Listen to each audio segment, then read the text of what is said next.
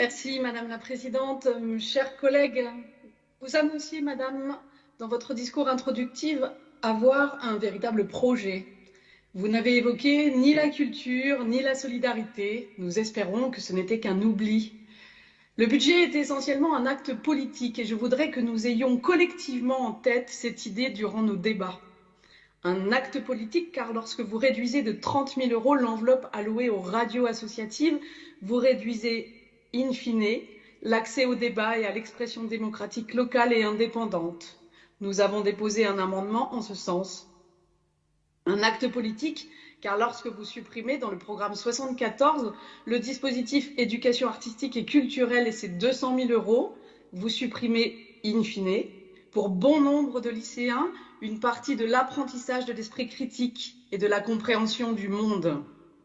Un acte politique encore lorsque vous réduisez de près de 2 millions d'euros les crédits de fonctionnement de la vie associative et de la lutte contre la grande précarité. Vous supprimez in fine des subventions qui permettraient de réduire les inégalités qui ne cessent de se creuser.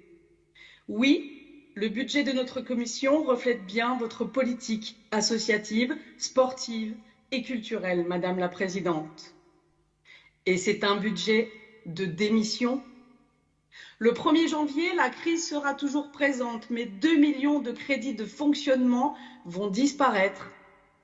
La crise continue. La région s'arrête. Et pourtant, cette commission est bien le lieu pour interroger notre volonté collective de changement de trajectoire, parce qu'elle est le lieu de la proximité, des lieux de vie, de la solidarité, parce qu'elle est le lieu des enjeux qui permettent de remettre l'humain au cœur des politiques publiques. Alors, quel enjeu majeur attend notre politique associative et culturelle? Que voulons-nous pour le sport? Je crois, chers collègues, que ces secteurs sont ceux qui ont l'impérieuse tâche de réparer la société. Allons-nous laisser la culture sans soutien exceptionnel renouvelée? Culture qui nous est apparue comme un bien essentiel, comme celle qui nous relie, qui réduit les distances, qui nous enchante alors que nous traversons une crise sanitaire et sociale profonde.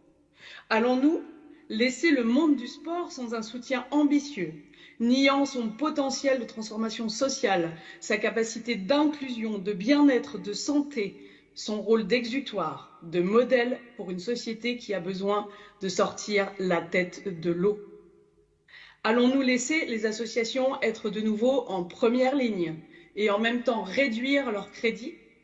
Je crois à l'inverse, Madame la Présidente, que leur réactivité, leur agilité méritent, puisque vous semblez attachée à ce mot, un soutien appuyé quand elles luttent au quotidien pour que les plus fragiles d'entre nous puissent vivre dans la dignité.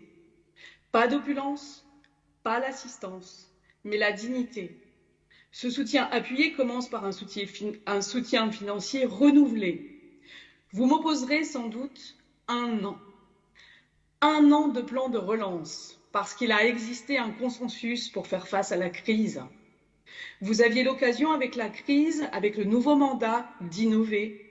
Vous aviez l'occasion de mettre, dès le 28 juin, les acteurs culturels autour de la table pour produire un plan Marshall à cette session. Cela m'inquiète démocratiquement d'être dans tant de contradictions pour ne finalement pas tenir de promesses. Oui, le budget est un acte politique. 3,3 millions d'autorisations d'engagement en moins, c'est un plan Marshall inversé. C'est un renoncement.